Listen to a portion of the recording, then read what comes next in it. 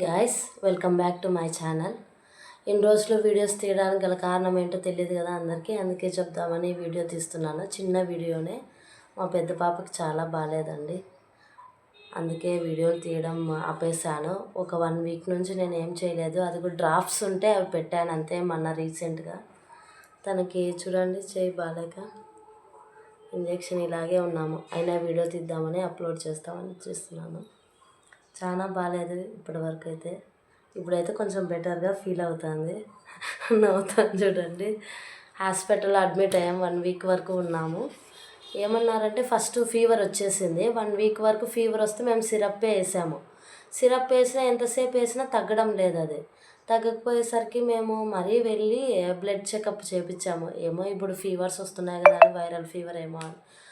CRP levels తెలుసో లేదో తెలియదు కానీ సిఆర్పి లెవెల్స్ బ్లడ్ ఇన్ఫెక్షన్ అని అంటారు. అది హై చూపిస్తుంది. అది 0 to 6 ml ఉండాలి, కానీ ఇది 32 ఆ విధంగా చూపిస్తాను. సార్ ఏమన్నారంటే ఒక 3 days సిరప్లు ఇస్తాను, వాడండి, తగ్గిపోతే సరిపోతుంది, లేదంటే అడ్మిట్ చేయాల్సి వస్తుంది అని అన్నారు. సరేలే తగ్గిపోతుందిలే అనుకొని మేము కూడా ఇంటికి వచ్చేసి సిరప్లే వేసాము. పాపం ఒక 1 వీక్ వరకు సిరప్లే, 2 weeks వరకు. అది కాక ఐ ఇన్ఫెక్షన్ అయింది. ఐ ఇన్ఫెక్షన్కి డ్రాప్స్ వాడాము. అదేవిధంగా ఐ ఇన్ఫెక్షన్తో పాటు ఫీవరు, కోల్డ్, కాఫ్ అన్నీ ఎక్కువైపోయేసరికి ఇంకా ఎంతసేపు అయినా నైట్ టైం ఉన్నట్టుండి జ్వరం రావడము అలా జరిగిపోతుంటే మేమేం చేస్తాం, ఇంకా కాని పనులే అని ఇంకా ఎంతసేపు అని పిల్లల్ని సతాయిస్తాం చెప్పండి. అందుకు హాస్పిటల్ తీసుకుపోతే తనకి లంగ్స్ ఎక్స్రే తీశారు. రిపోర్ట్ కూడా చూపిస్తాం మీకు. ఇద్దరు లంగ్స్ ఎక్స్రే తీసింటే ఇక్కడ చూడండి, ఇక్కడ ఇటు సైడు మీకు కనబడుతుంది, ఇటు సైడు ఇన్ఫెక్షన్ కింద పేరుకుంది అని అన్నారు. ఇన్ఫెక్షను లంగ్స్లో అది అంటారు కదా మనము, నిమ్ము పేరుకుంది అని. అది పైన పేరుకుంటే పర్లేదు, కింద పేరుకుంటే కొంచెం క్రిటికల్ కండిషను అని అన్నారు. నాకైతే ఒకటే ఏడుపు, ఇంకా చెప్పలేను అనుకోండి ఆ బాధ. రోజంతా ఏమైపోతుందో నా పాపకి అని టెన్షన్లో నేను చాలా ఏడ్చేసాను. దేవునికి మొక్కున్నాను. ఇన్ఫెక్షన్ అయ్యింది, ఎట్లా తగ్గిపోతుందో సార్, ఏమేమి తినచ్చు అన్నీ ఇన్ఫర్మేషన్ కనుక్కున్నాను. సార్ ఏమన్నారంటే ఇది నిమోనియా అమ్మ అన్నారు. నిమోనియా అనేసరికి నాకు ఇంజెక్షన్ వేపిలేదా అంటే, బర్త్ డోస్లు ఉంటాయి కదా ఇంజెక్షన్స్, పిల్లలకి పుట్టిన వెంటనే ఆ ఇంజెక్షన్స్ వేపించామా లేదా అని సార్ అడిగారు. అడిగితే ఏమో సార్ 4 years కింద కదా అంటే, 4 years కింద లేవమ్మా ఈ ఇంజెక్షను, ఇప్పుడు కొత్తగా వచ్చింది అని చెప్పారు. మా చిన్న పాపకైతే వేసిండొచ్చు, 2 years బిఫోర్ పెట్టారంట. ఎవరన్నా వేపించకపోతే ఖచ్చితంగా చూసుకోండి, లంగ్స్కి మళ్ళీ ఎఫెక్ట్ అవుతుంది, నిమోనియా ఇంజెక్షన్ వేయించుకోండి తొందరగా. అందుకని నిమోనియా ఇంజెక్షన్ వేశారా లేదా అని అడిగారు. లాస్ట్లో చూస్తామన్నారు. ఇవన్నీ ఇంజెక్షన్స్ ఉన్నాయి, రోజు డైలీ 2 ఇంజెక్షన్స్ తీసుకొని వెళ్తున్నాం. ఈ విధంగా చూడండి, రిపోర్ట్లో కూడా లంగ్స్ లెఫ్ట్ లోయర్ జోన్ అని ఇచ్చారు, ఇన్ఫెక్షన్ అయ్యిందని రిపోర్ట్లో.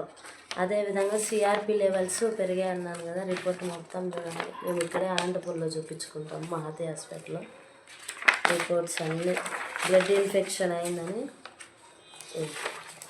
ఫస్ట్ చూపించినప్పుడు ఈ విధంగా చూడండి, 23.1 ఉంది. ఇది ఎంత ఉండాలి, 6 milligrams ఉండాలి, కానీ 22 ఉంది. అప్పుడు మేము ఏం చేసాము, సిరప్లు వాడి ఇంటికి వచ్చేసాం. సిరప్లు వాడి బాగానే ఉందని, కానీ అయినా తగ్గట్లేదు అని ఏం చేస్తాం, అంతరం వేపిల్లు అనుకుంటాం కొంతమంది. ఆ విధంగా వేపించాము. అయినా కూడా నైట్కే ఫీవర్ వచ్చేసింది. వెళ్ళిపోయాము, అడ్మిట్ చేసుకున్నారు. ఈ విధంగా నిమోనియా వచ్చిందమ్మా పాపకి, కొంచెం కండిషన్ ఇదిగా ఉంది అని అన్నారు. చాలా బాధపడ్డాము, దేవునికి మొక్కున్నాం. పాపం చాలా ఏడ్చేసింది. గ్లూకోజ్ పెట్టేశారు. మార్నింగ్ నైట్ ఇంజెక్షన్స్ అది పెడతారు కదా, గ్యాస్ కూడా పెట్టారు పాపకి. గ్యాస్ పెట్టేసరికి, ఇంజెక్షన్స్ వేసేసరికి చాలా బాధపడింది. నెక్స్ట్ అక్కడ హాస్పిటల్లో అడ్మిట్ అయినాక వచ్చిన సిఆర్పి లెవెల్స్ చూడండి, 86 వచ్చేసింది ఒకటేసారి. 6 ఉండాల్సినది 86 milligrams అంటే చాలా హై అనమాట. ఫీవర్ హై వచ్చేసరికి ఏమంటే వాళ్ళు ఇంజెక్షన్ చేశారు. దీంట్లో నుంచి నీళ్ళు పంపిస్తారు కదా, ఇంజెక్ట్ చేస్తారు కదా, ఇక్కడ నుంచి ఇక్కడికి నరాలు లేకపోతుంది అది ఇంజెక్షన్.